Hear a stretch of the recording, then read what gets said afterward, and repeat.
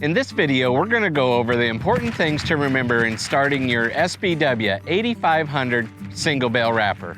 The first thing to remember is don't allow the bale to get too heavy. It's a good idea to make one with the baler, then go out with your tractor or skid loader and move it and make sure it's the size and weight that you want. The SBW 8500 can wrap a bale a maximum height of 5.2 feet, and remember to try and keep it under 2,600 pounds. You'll want to remember the tractor that you hook to your wrapper has 6 to 8 gallons per minute at 2,000 PSI to make sure that the wrapper functions properly. Before wrapping the bales, you need to consider where your storage location is. The row of bales needs to run north and south so that the sun hits them with even distribution throughout the day. Also consider the access point when you're ready to feed the bales. Be close to a gate, be close to the road. Because of muddy or snowy conditions, you need to have easy access. So the load arm is capable of handling a 4-foot wide or a 5-foot wide bale.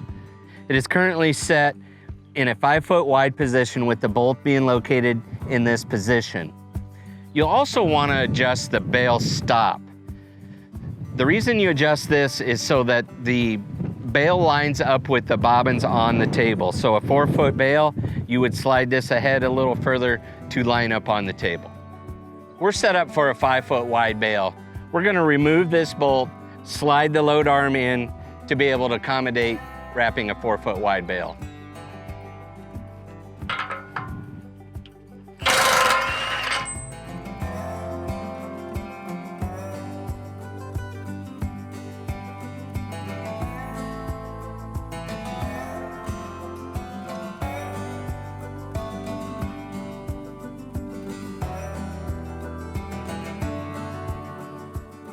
There are 2 positions for the bobbins, 5-foot wide and 4-foot wide to match up with the bale that you're wrapping.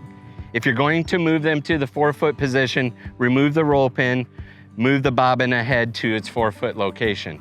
I recommend that you leave the bobbins wider than the bale that you're wrapping.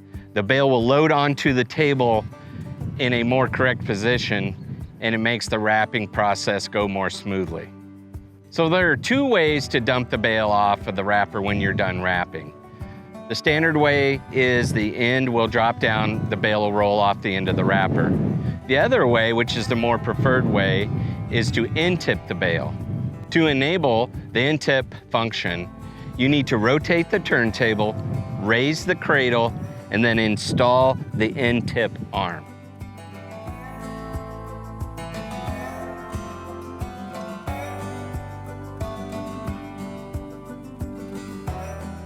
So the wrapper is equipped to take a 30-inch or 20-inch roll of plastic. Be sure to look at the decal to make sure that the wrap is routed properly. Once you have the silage film loaded, you pull the wrap off the backside of the roll through the tensioners.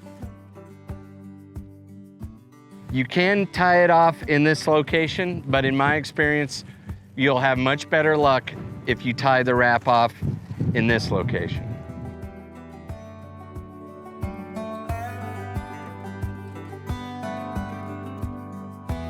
Once you've completed that step, the final thing to do is to lock the tensioner in place.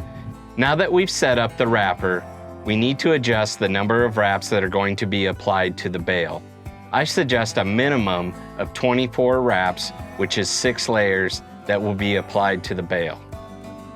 So to achieve 24 wraps, you'll go to the display, the lower right-hand corner, and bring up wrap set point.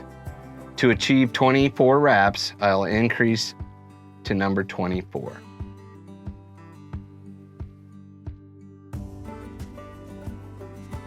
You have 2 options to wrap the bale. The display automatically defaults to the manual function.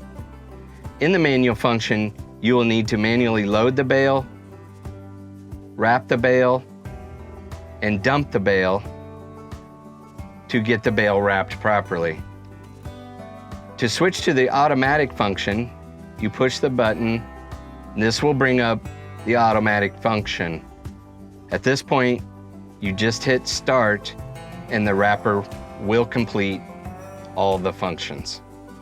So if there are any other adjustments that you would need to make to the wrapper, please refer to the operator's manual.